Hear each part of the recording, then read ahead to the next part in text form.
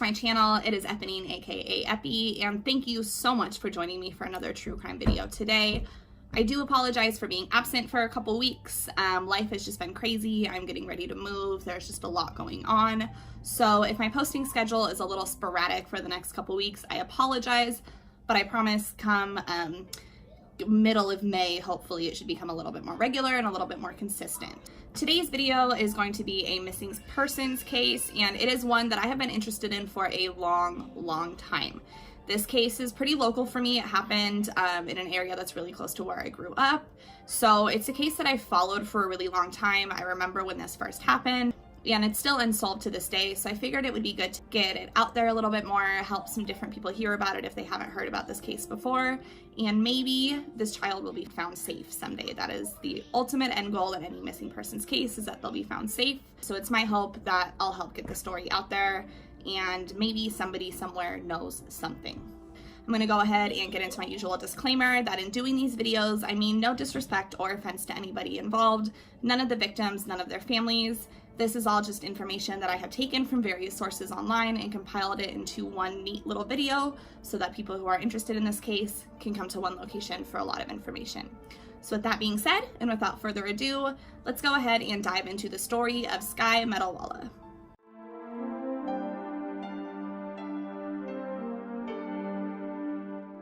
So Sky Metalwala was born September 6th of 2009, and he was born to his parents Julia and Solomon. Now, Julia and Solomon met each other when they were still very young. Julia was still in high school, and their relationship was not necessarily the greatest. It was reported that they were kind of forced into getting married. Julia didn't particularly want to, but it was kind of an ultimatum that she had to get married or leave the relationship. And she was still interested in the relationship, so she decided to go ahead and get married. Their marriage ceremony took place in Solomon's mother's kitchen, so it wasn't anything very fancy or ceremonial by any means, but their relationship was okay, but it definitely wasn't one that I would describe as great. They fought a lot. Towards the end of their relationship, there was reports of abuse on both ends, and it just got a little tumultuous. So Sky Metalwala was last seen on November 6th of 2011 in Bellevue, Washington. His mother reported that when she woke up that morning, Sky wasn't feeling very well. He was kind of sick, so she decided to take him and his older sister, who was 2 years older, to a hospital, like a medical center in Bellevue, to get him checked out. Now, on the way to the medical center, Julia reports that she ran out of gas and had to pull over onto the side of the road. At this point, she decided to keep Sky in the car and actually leave him there while she took her older daughter and walked to a gas station. Now, this is where things start to get suspicious, because actually in the past, Solomon and Julia had gotten in trouble for leaving Sky in the car while they went into a Target store, and it was only 27 degrees Fahrenheit, so it was very cold, and it's reported that Sky was left in the car for over an hour. Now, because of this, they did have to go to parenting classes. There were some legal repercussions, but they did everything that was asked of them, so eventually the case was dropped. But it goes to show that this family had a history of leaving their children in the car and actually just leaving them unattended even at the house in general, even though they were only 2 and 4, so they were not old enough to be unsupervised in any place. So it was reported on that day that she left Sky strapped in his car seat when she took her older daughter and walked to the gas station. When she got to the gas station, it's actually reported that instead of just getting gas and going back to her car, she called a friend. So her friend supposedly came and got her and brought her and her daughter back to the car. This whole process took roughly an hour. And when they got back to the car, Sky was missing. Now, they did an extensive search of the area, obviously right afterwards, to see if maybe he just walked off. Maybe somebody had taken him and something had happened. It was kind of up in the air what exactly had happened to Sky at this point in time, but because he was missing, they decided to do a very extensive search of the surrounding areas, and nothing came up.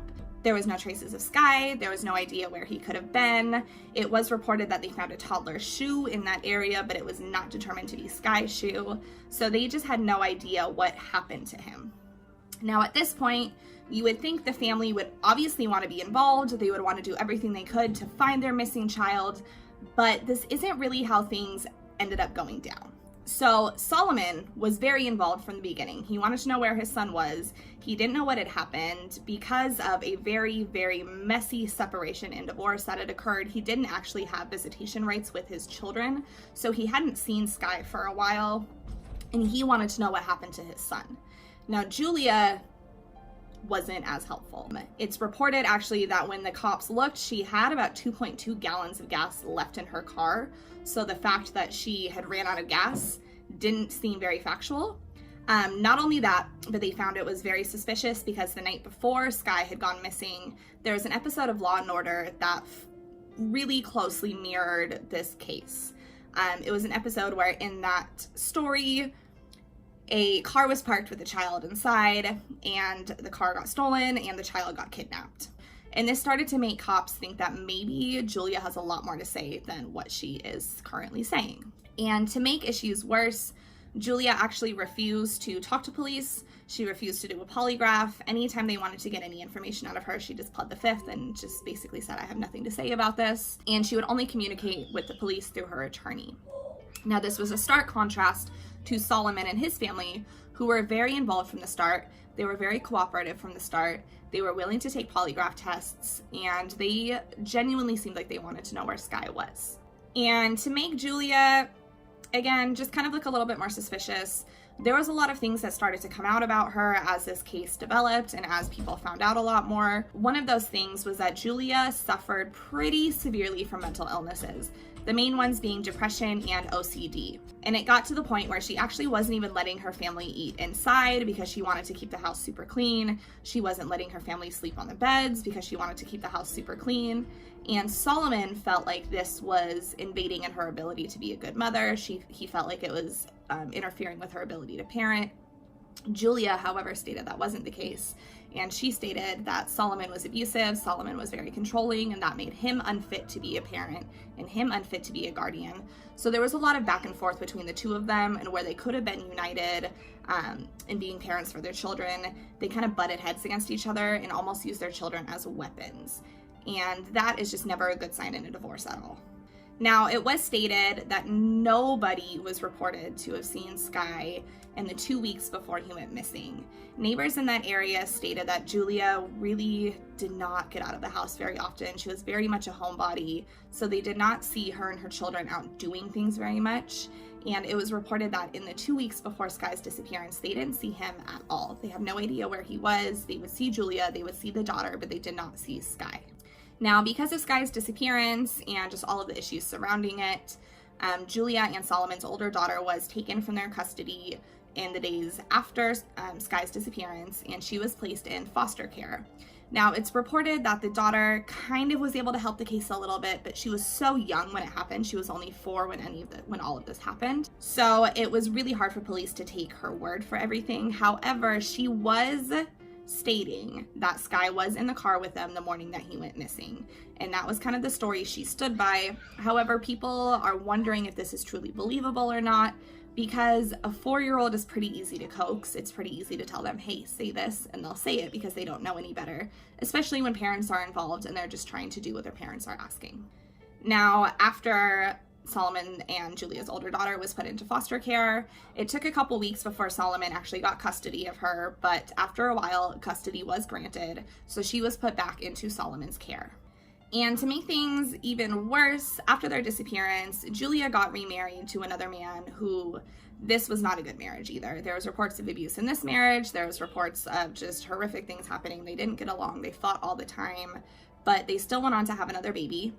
And people thought that it was very, very strange that when Julia's son was missing, she was able to kind of continue on with her life in this way. She was able to just get remarried. She was able to just have a baby. She continued to not talk to the police and not tell them anything and just refused to communicate with them in any sense at all. And this was yet another red flag against Julia.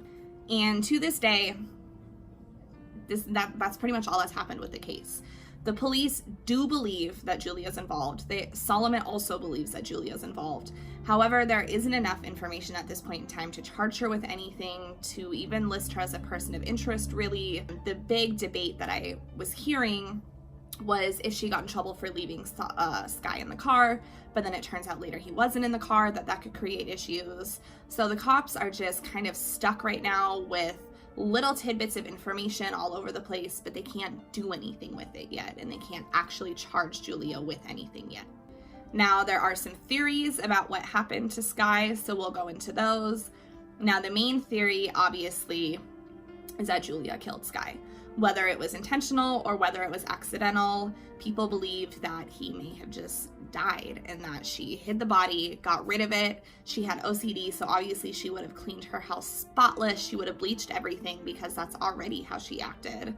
And they think that Sky is just dead and that's all there is to it. There are a lot of people who seem to have that thought, but there are a lot of people who are still holding out hope that he is alive. Now, the police think that if Sky is alive, he is probably still in Washington. They don't believe he would have gone that far, but it's hard to know. Solomon kind of believes that maybe Julia gave him to a relative who took him out of the country. Julia was from Russia, so they think that maybe a relative took Sky back to Russia and is raising him there, and that's why nobody in the United States has found him, but they haven't found any proof of him being in any other country either.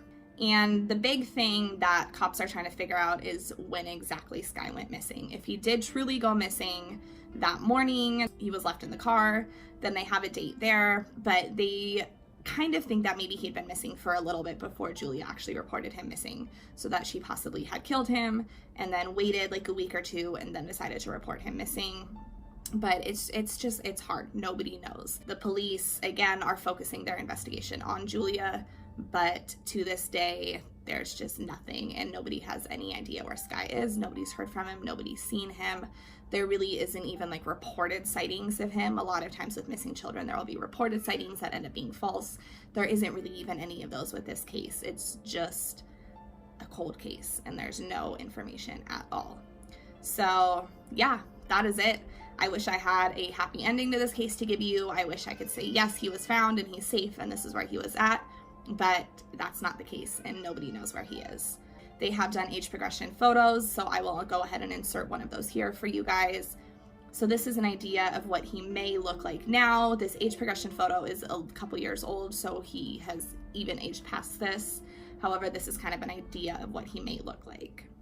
So yeah, that is it. That is it for today's video. Thank you guys so much for joining me. I really, really appreciate it. Thank you for giving me a couple minutes out of your day. That is such an awesome thing for you guys to do. If you enjoyed this video, please be sure to give it a thumbs up.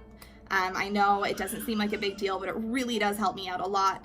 And if you are not subscribed to this channel, but you like things like missing people, conspiracy theories, true crime, astrology, stuff like that, please be sure to hit that subscribe button and join the family. I would love to have you be a part.